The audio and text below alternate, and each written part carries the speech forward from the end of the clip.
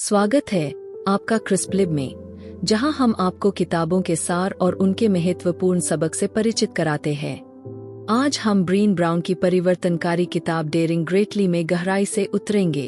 यह किताब साहस, कमजोरियों और एक संपूर्ण जीवन जीने के अर्थ को समझने के लिए एक शक्तिशाली मार्गदर्शिका है। ब्रीन ब्राउन, एक शोधकर्ता और कहानीकार, ने 10 साल से अधिक समय तक कमजोरियों, शर्म और सहानुभूति पर अध्ययन किया है। डेयरिंग ग्रेटली में वह कमजोरियों को एक कमजोरी के रूप में देखने की सामान्य धारणा को चुनौती देती है और तर्क करती है कि यह वास्तव में हमारे साहस का सबसे बड़ा मापदंड है। वह समझाती है कि कमजोरियां केवल दूसरों के लिए खुला होना नहीं है, बल्कि यह हमारे सच्चे रूप से सामने आने और देखे जाने का साहस है, भले ही परिणाम अनिश्चित हों। किताब की शुरुआत कमजोरियों से जुड़े मिथकों को तोड़ने से होती है। ब्राउन बताती है कि कमजोरियों के बारे में कई गलतफहमियां हैं, जैसे कि यह विश्वास की कमजोरियां कमजोरी का प्रतीक है या हम बिना कमजोरियों के जीवन जी सकते हैं। वह समझाती है कि ये मिथक हमारे सच्चे और पूर्ण जीवन जीने में बाधक है। ब्राउन के अनुसार कमजोरियां सभी महत्वपूर्ण मानव अनुभवों का केंद्र है, चाहे वह कला की रचना हो, गहरे रिश्ते बनाना हो या कार्यस्थल में नवाचार करना हो। डेयरिंग ग्रेटली का एक महत्वपूर्ण हिस्सा शर्म की अवधारणा है। ब्राउन समझाती है कि शर्म वह अत्यधिक दर्दनाक अनुभव है जो हमें यह महसूस कराता है कि हम त्रुटिपूर्ण हैं और इसलिए प्यार और अपनापन के योग्य नहीं है। वह शर्म को दोष से अलग करके बताती है कि जहाँ दोष हमारे किए गए कार्यों के बारे में बुरा महसूस करना है, वहीं शर्म हमें यह महसूस कराती है कि हम ही गलत है। शर्म गोपनीयता, मौन और निर्णय में पनपती है, लेकिन जब हम इसके बारे में बात करते हैं तो इसका प्रभाव कम हो जाता है। शर्म से लड़ने के लिए ब्राउन शर्म सहनशीलता की अवधारणा प्रस्तुत करती है। वह 4 कदम बताती है जिनसे यह सहनशीलता विकसित की जा सकती है। शर्म को पहचानना और इसके ट्रिगर्स को समझना, आलोचनात्मक जागरूकता का अभ्यास करना, दूसरों से संपर्क करना और शर्म के बारे में बात करना। इन कदमों का अभ्यास करके हम शर्म के प्रति सहनशीलता बना सकते हैं और अधिक साहस के साथ जीवन जी सकते हैं। डेयरिंग ग्रेटली में समग्र जीवन जीने का विचार भी महत्वपूर्ण रूप से प्रस्तुत किया गया है। ब्राउन इसे ऐसे जीवन के रूप में वर्णित करती है जहां हम अपनी योग्यता के स्थान से जुड़ते हैं, साहस, करुणा और संबंधों को बढ़ावा देते हैं।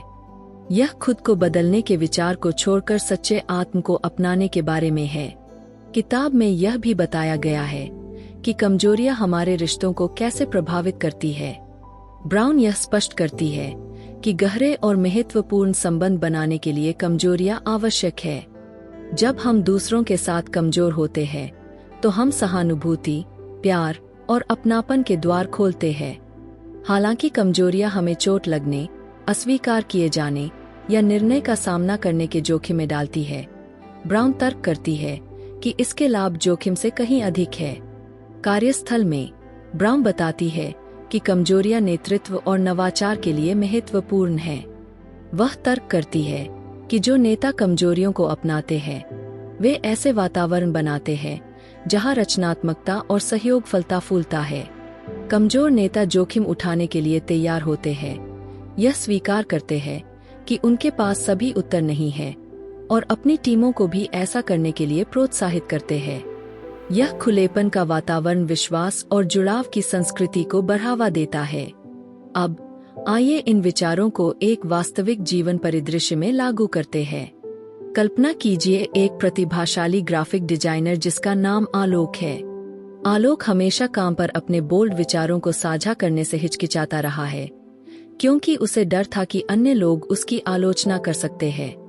हालांकि डेयरिंग ग्रेटली पढ़ने के बाद आलोक ने कमजोरियों को अपनाने का फैसला किया। वह अपने नवीनतम डिजाइन विचारों को अपनी टीम के साथ साझा करना शुरू कर देता है, भले ही यह उसे असहज महसूस होता है। समय के साथ उसका साहस रंग लाता है।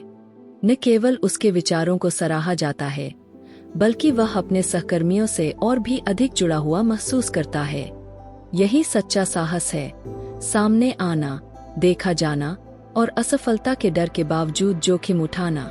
इस सारांश के अंत में आइए इस पर विचार करें कि डेयरिंग ग्रेटली हमें क्या सिखाता है। ब्रीन ब्राउन की किताब हमें कमजोरियों के साथ हमारे संबंधों पर पुनर्विचार करने के लिए प्रेरित करती है। यह हमें कमजोरियों को कमजोरी के रूप में नहीं बल्कि प्रेम, रचनात्मकता और परिवर्तन की उत्पत्ति के रूप में देखने के लिए प्रोत्साहित करती है। साहस के साथ जीकर हम खुद को अधिक प्रामाणिक रूप से जीने, दूसरों के साथ गहराई से जुड़ने और अपने जीवन की पूर्णता को अपनाने की अनुमति देते हैं। तो डेयरिंग ग्रेटली से हम क्या सबक ले सकते हैं? सबसे पहले, कमजोरियों से बचना नहीं चाहिए, बल्कि उन्हें गले लगाना चाहिए। यह साहस और संबंध का जीवन जीने की कुंजी है। दूसरा, शर्म से निपटने के लिए सहनशीलता विकसित करना महत्वपूर्ण है। और अंत में, समग्र जीवन जीने का मतलब है हमारे सच्चे आत्म को स्वीकार करना, सभी खामियों के साथ। हमारे साथ इस यात्रा में शामिल होने के लिए धन्यवाद। अगर आपको यह सारांश दिलचस्प लगा हो तो कृपया लाइक, कमेंट, शेयर और क्रिस्प्लिप को सब्सक्राइब करना न भूलें। आइए एक किताब के माध्यम से साहस के साथ जीने का संकल्प लें।